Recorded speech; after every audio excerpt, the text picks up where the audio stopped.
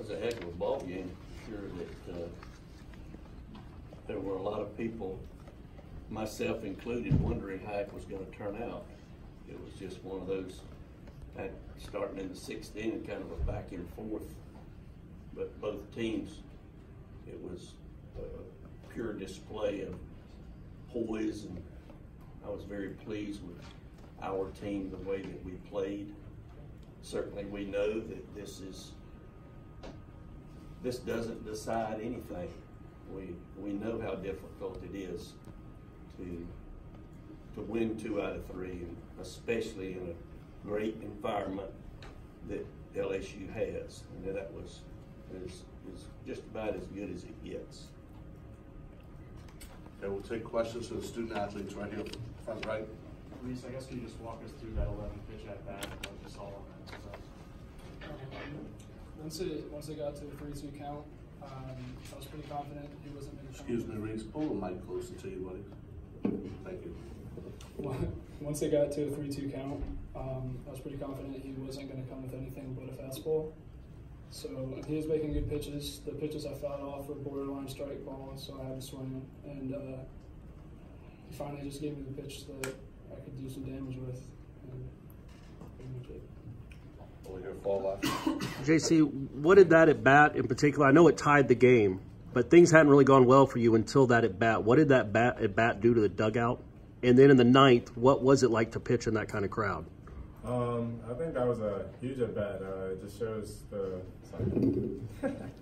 it just shows the type of team we are. We're fighters, and it was a great at bat by Reese. And pitching in that environment, it was fun. It was nerve-wracking, but it was fun, and hopefully I can do it again. Right here in the middle. For either of the players, I mean, that's probably an atmosphere unlike the one you played in this year. Does that kind of take some getting used to?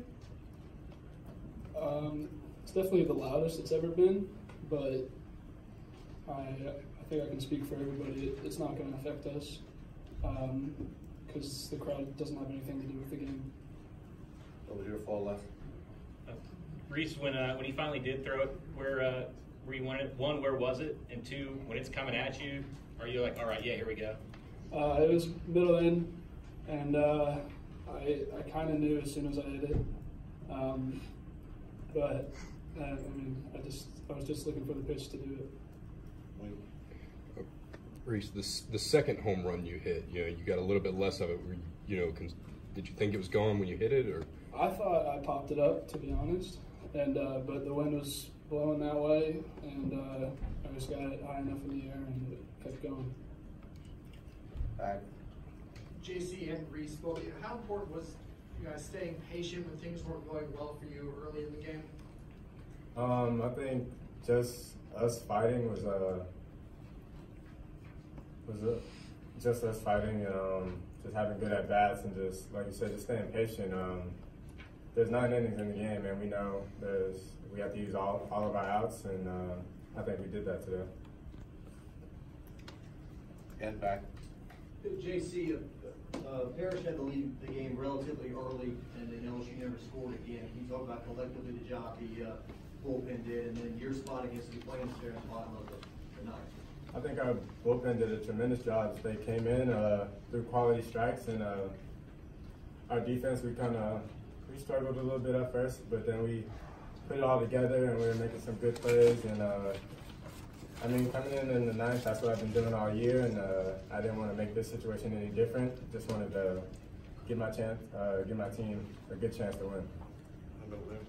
JC, I think that was probably only your third 6-out save of the season. How different is your mentality coming in the 8th inning as opposed to starting the 9th?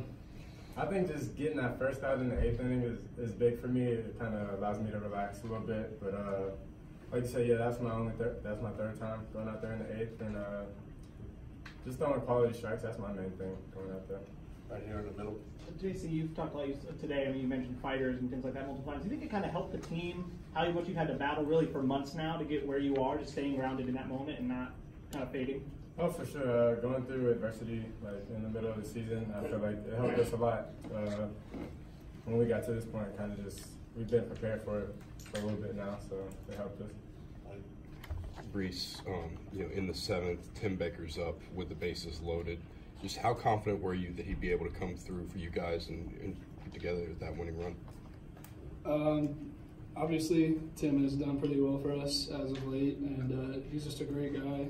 He's a great teammate. He never gets down on himself. So I feel like just because of who he is, it puts a lot of confidence in us that he's going to get the job done for us. Two in the front row here, front right. Reese, when Cole Henry went out, how much were you guys kind of seeing that as a chance to maybe take over and then what was Todd Peterson able to do? What did you guys They took Cole Henry out early, and when Todd Peterson came in, it's kind of just another arm coming in, and we just got to battle and grind, and that's what we did.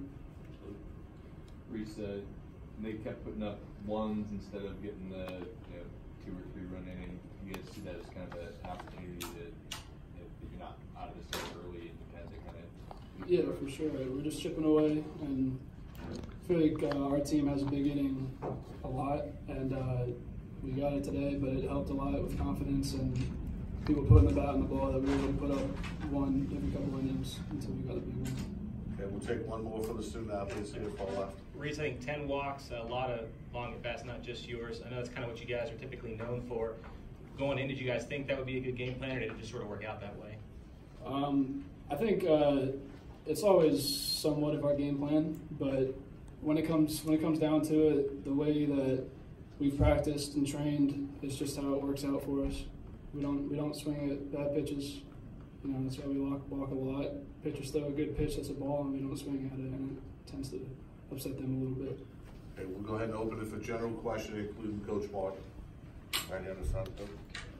Mike, I mean, and this team has been good at a lot of things this year. Rally's not really been one of them. I mean, that's the largest deficit you've rallied from to win this season. What do you think it is about this team? I mean, on this stage, in that environment, they kind of were able to stay grounded in the moment and never feel out of the fight. I saw a lot of real quality at-bats during that inning, certainly leading up to that quality at-bat. And I think that's what Meat spends so much time on with our guys. And I'm just very, very pleased that things just happen, because, I mean, there's no way Reese said he was planning on hitting a home run. He just happened to get the pitch, and the rest is history. Coach, you're 1 win away from Omaha. With how this season has gone, just what do you tell your team to keep them, playing with maybe that chip on their shoulder they've had for the past month? This team is, if this sounds corny, it's okay, ladies and gentlemen, because I don't really care. We care about each other. We want to play solid baseball. We don't care. People are entitled to say what they want to say. We care about each other, and that's what this team has done. They have shown heart. They have shown that they'll get out there and battle no matter their circumstances. And that's what makes us proud to be a Seminole. Back in the back there. 11, after how effective Zach Hess was 2 years ago against you guys in Omaha, how big was it to be able to get some against him today? He's an outstanding pitcher. It's just one of those days that things didn't go exactly right for him, and we took advantage of a couple of things, and it's just the way it works sometimes. We'll go front out here. 11 Wayne asked Reese about Becker's at bat, but he gets down in an 0-2 hole on 2 curveballs, and then spoils off a couple, and then gives you guys the lead. I mean, it wasn't as big a bat maybe as Reese's, but it had to be close because it gave you the lead, and he got down 0-2 in a real tough spot. Yeah, and certainly you're just hoping that he's trying to do what Meat spends so much time in doing, and that's protecting, not jumping out there. And he did a very good job of driving in Nelly with a big run, because he refused to do anything other than what he's been working on. Back right, Coach. Coach, you guys had no hits until the 6th, and then it was a tie game. Can you walk us through what was going on in your mind as you guys were approaching, trying to run away with the tie? I was a little bit concerned when they were looking out there, seeing that big old 0 under the H sign. He pitched beautifully. We just, as I said, kept battling. We have young men on the team that can lead, and these are two of them that are good leaders that get out there and battle, and they encourage their teammates to do the same thing. And it was certainly a big moment for us. Coach, during your television interview, you apparently said LSU fans were waiting for you today to get your autograph, and that had never happened before. Is that? No, it's just the way that we were treated when we got off of the bus.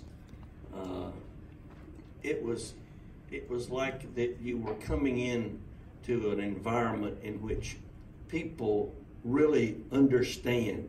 We're dealing with young men and young women. Treat everybody with respect.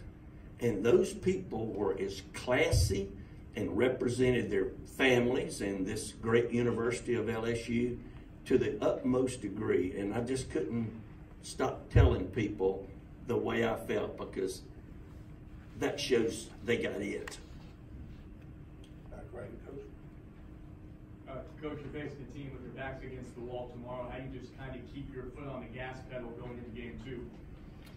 Don't really think that as coaches we have to concern ourselves with any of that, because we know how important the game is, and our players know how important the game is, and we just got to get a good night's rest, get a good meal, and be ready to go tomorrow, because we know it's not going to be easy, and we know that nothing has been decided. Coach, you had to pull Drew a little early. Just what was he struggling with out there? It seemed like he had some control issues. Pear? Yes, sir. I thought Pear had a good outing. I haven't looked at anything yet, but I thought he had a good outing. Remember, he got out of a couple of very tough jams, ones that could have really put the other team up big, and he got us in the dugout with 1 or 2 runs scoring. So that's a real credit to Parrish.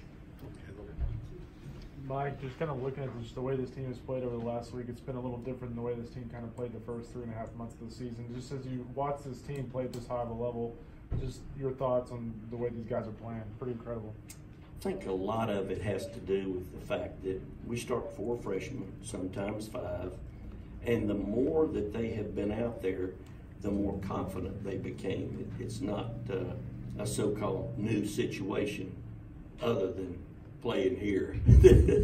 It's definitely a new situation playing here.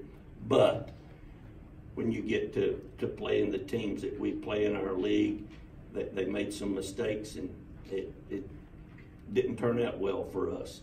But they learned from those mistakes, and I'm very pleased that they continued to work hard to be the best they can be, and I think that's what's happening. We're just doing the little things better now than we did in March. Back left, Coach. Coach, kind of going along with that, just the maturity of this team, especially over the last 2 weeks with the freshmen, with the young guys. Just how much have you seen them grow, especially in an environment like this? It's really fun too, Allison, to see them grow like this, because so much is involved in being successful. Because if you're the least bit scared, and none of that surfaced, and that's what makes all of us proud, is the way that we went out there and competed today. 11, you've been doing this for a few years now. What was that 9th inning like for you? 2-0 with, maybe arguably their best hitter up as the winning run. What are you feeling, even after all these years in that environment, as loud as it was? Well, I guess got to tell you, ladies and gentlemen, I just said, the man on the mound is the guy I want on the mound in these situations. If we get beat, it won't be because the guy on the mound was out of control. He knew exactly what he was trying to do, and I felt comfortable. And I truly mean that. I felt comfortable with J.C. Flowers on the mound in that situation. 11, kind of piggybacking off of what Corey asked.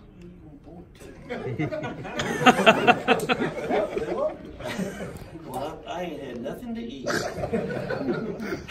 I'll be quick on that. obviously in the postseason, you guys have hosted so much, and you've seen teams come into Hauser and really kind of fold under that crowd and that pressure. And here, as loud as it was about what he said in the 9th inning, they've got 2 guys on. What does it say about the mentality of your team that you were able to dig out of that 0-4 hole and eventually close this game with that crowd? A great question, and I wish I could say I had something to do with it. It's just them. They're winners. And it takes winners to overcome this great environment that's here. And I mean, it was loud. We were proud to be here. We know there is a lot of baseball left to be played.